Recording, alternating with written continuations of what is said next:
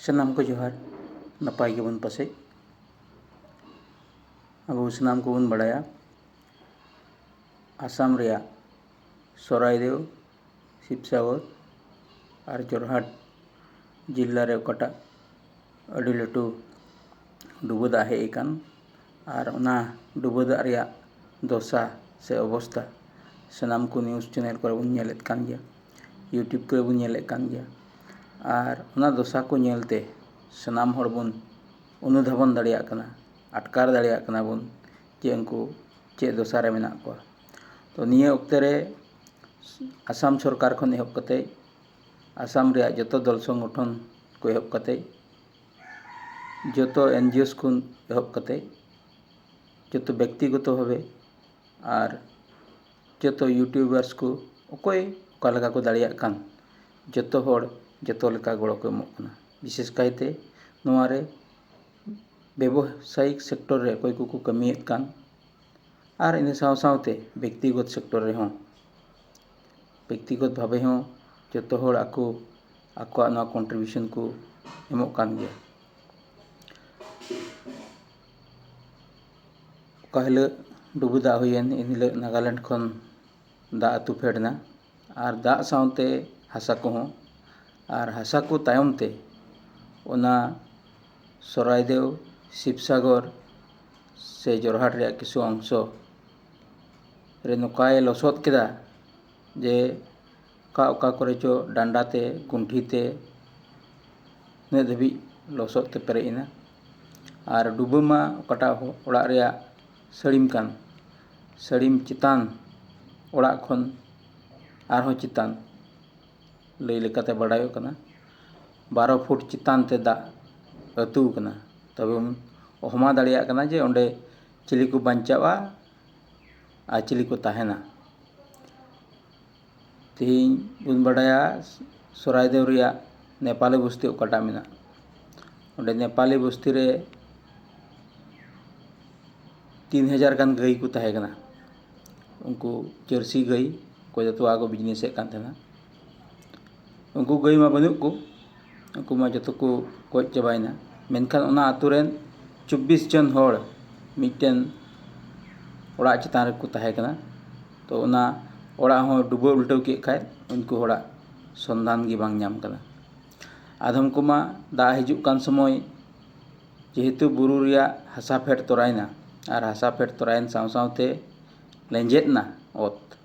तो उनकाते आयमा हर को लेंजेद भिंदड़ना और आकुरेन गोगो बाबा ती खन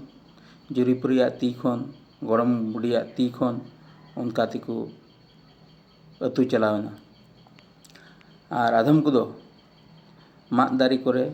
एटा एटा दारी करे आस कते भरसा कते को ताहेना मेनखान आस्ते आस्ते ते डुबदा जस्ती इदियन खान ओना माग दारी हो ओना दारी को हो धसाव मराव इदी केदा और उनको दो मेद समांग रे जीवते डम्बल डम्बल को अतु चलावना और को गोइना तो नोका मिटन परिवेश परिस्थिति आदम को दो ओना डुबदा को बांचा लगी को कुरुमुटु केदा पायरायना को तिनागान को पायरा दाड़े को पायरा बांचावना मेनखान नितो अवस्था रे ओकालेका कोई को बांचावेन उनको काको को लयेत कान ओंडेना दशा अवस्था दो आबो हबन अहमा दाड़ियाग कना जे मिटन हर जे अतु चलाव लेन खान 12 फुट दा रे चेद लेका अवस्था हुआ बन बुझेव दाड़ियाग कना मेनखान नितो कथा दो हुइना उनको हर तिना को बांचावेन रिलीफ कैम्प रे को चलावना कैम्प रे को ताहेना और ओंडे ताहे कते बारपे दिन तायम आस्ते आस्ते ते दा आंजे दो एहबना और दा आंजे तायम ओकाटा दृश्य तीस हो बांग नेल कान तहन तीस हो बांग हमाव कान तहन उनकाना मिटे दृश्य नेलना जे तासी उका लेका लसोद को तासी उका को लेका गाई डांगरा तासी उका को लेका मिहु मेरम तो उनका मिटन परिवेश और नितो उनको हर ठेन आयमा हड़ा गड़ो को नामेद कना और ओड़ा ते को रुवाड़ चला कना ओड़ा ते रुवाड़ चलाव कते मिटन ओड़ा उनुम लेन खान डुबदा ते तो चेद लेकान कंडीशन रे हुई दाड़े बन बुझाव दाड़े कना ना कोई दुड़ुबो लगी जगह मेना गितिजो लगी जगह मेना दाका उतु चंदाय लगी बांग दो जगह मेना और बांग दो तड़ाम बड़ाई लगी ठई मेना चेक गी बनुआ ओना खातिर ते नितो नुकु होड़ कोई को रुवाड़ो हां उनको रुवाड़ो होड़ ठे दो चेक गी बनुआ एकेन तियान ती को रुवाड़ कना चलाव कते बैहड़ हो बनु तकुआ चलाव कते ओड़ा दुआर हो बनु तकुआ चलाव कते नथि पत्र हो बनु तकुआ चलाव कते गाय डांगरा मिहु मेरम चिली बनु तकुआ तो नितो नोआ ओकाटा अवस्था रे मेना को नितो बांग दो ओना कथा को गपालमाराव लगी से जहाया गड़ो गपड़ो हताव लगी डाहार गे जुत मेना डाहार हो बड़ी चबायना जे फोन कते जहाना जहाय अवस्था से दूर अवस्था में लैया ओना लगी हो कारेंट को बनुआ स्कूल ओड़ा को चबायना तहे ओड़ा को चबायना नितो नुकु होड़ ठेन जम लगी हुड़ू चावली हो बनुआ एंते डुबो इदी केदा सावते टाका पैसा तने तहे कान अकाउंट को तने मेना ना मेना गी मेनखान नितो जहाना ओड़ा दुआर रकाप लगी हो उनको टे इदी अभाव